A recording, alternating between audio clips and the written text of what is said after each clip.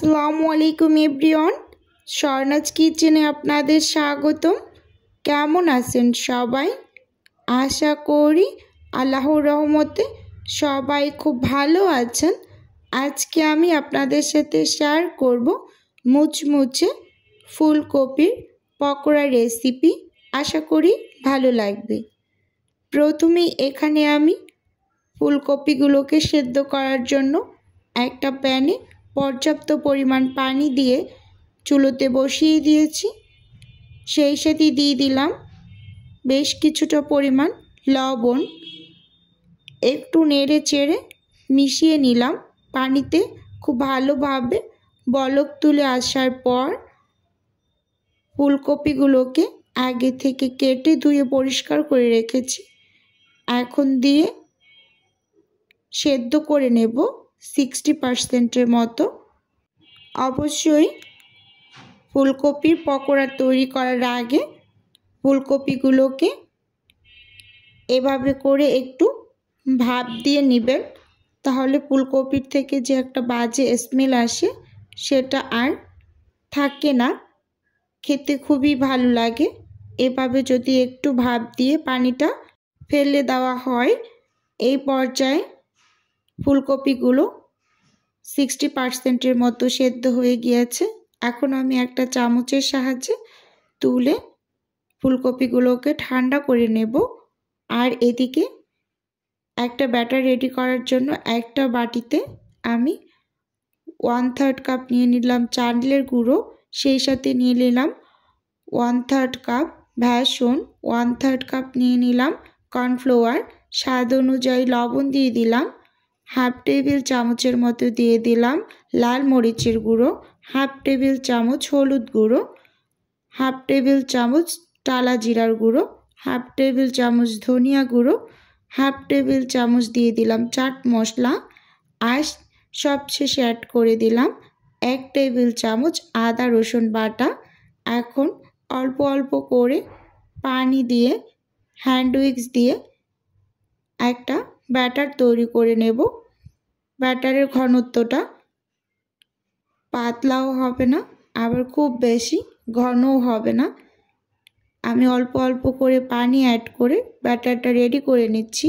ব্যাটারটা রেডি হওয়ার পর এটার ঘনত্বটা দেখেই বুঝতে পারবেন আসলে এই ব্যাটারটা ঠিক কেমন হবে। অবশ্যই আপনারা অল্প অল্প করে পানি অ্যাড করে নেবেন। খুব বেশি পরিমাণে একসাথে পানি দিয়ে দিলে এই বেসনের ব্যাটারটা পাতলা হয়ে গেলে পকোড়া তৈরিতে একটু অসুবিধা হয়ে যায়। আর এখন আমি বেশ কিছুটা পরিমাণ দিয়ে দিলাম ধনিয়া পাতা, দিয়ে খুব ভালোভাবে হ্যান্ড উইক্স দিয়ে নেড়ে চেড়ে একটু সময় নিয়ে মিশিয়ে নিচ্ছি। অবশ্যই ধনিয়া পাতাটা দেওয়ার ট্রাই করবেন, এতে খেতে ভীষণ ভালো হয়। ব্যাটারটা একদম পুরোপুরি রেডি করে নিয়েছি।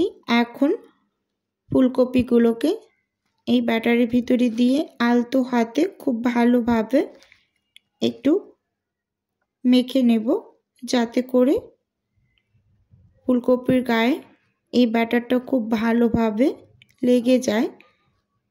একটু লক্ষ্য করলেই বুঝতে পারবেন যে খুব সুন্দরভাবে ব্যাটারটাও ফুলকপির সাথে মিশে গিয়েছে। আমি তো একটু দেখিয়ে দিচ্ছি, আর একটু আলতো হাতে করতে হবে, না হয় এগুলো ভেঙে যায়।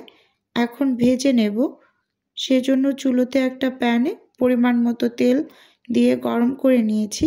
একটা একটা করে দিয়ে দিচ্ছি ফুলকপিগুলো, দিয়ে খুব ভালোভাবে একটু ভেজে নেব। সব ফুলকপিগুলোর দেওয়া হয়ে গিয়েছে। এখন 3 থেকে 4 মিনিট পর একটু কালার আসার পর একটা চামচের সাহায্যে একটু উল্টে নিচ্ছি। উল্টে পাল্টে খুব ভালোভাবে ভেজে নেব। ভিডিওর এই পর্যায়ে এসে প্রতিদিনের মতো আমার প্রিয় আপু এবং ভাইদের উদ্দেশ্যে একটা অনুরোধ করছি, আমার ভিডিওর কোনো অংশ যদি আপনাদের কাছে একটুখানি হলেও ভালো লেগে যায়, তাহলে অবশ্যই চ্যানেলটি সাবস্ক্রাইব করে আমার সাথে থাকার অনুরোধ রইল।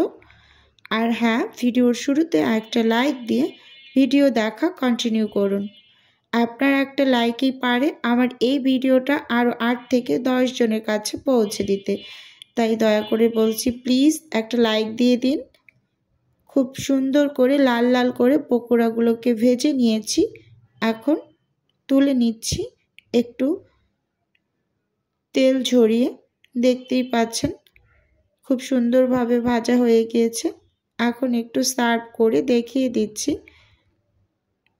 দেখতেই পাচ্ছেন মাশাআল্লাহ খুব সুন্দর হয়েছে পকোড়াগুলো, আর খেতে ভীষণ ভালো লাগে।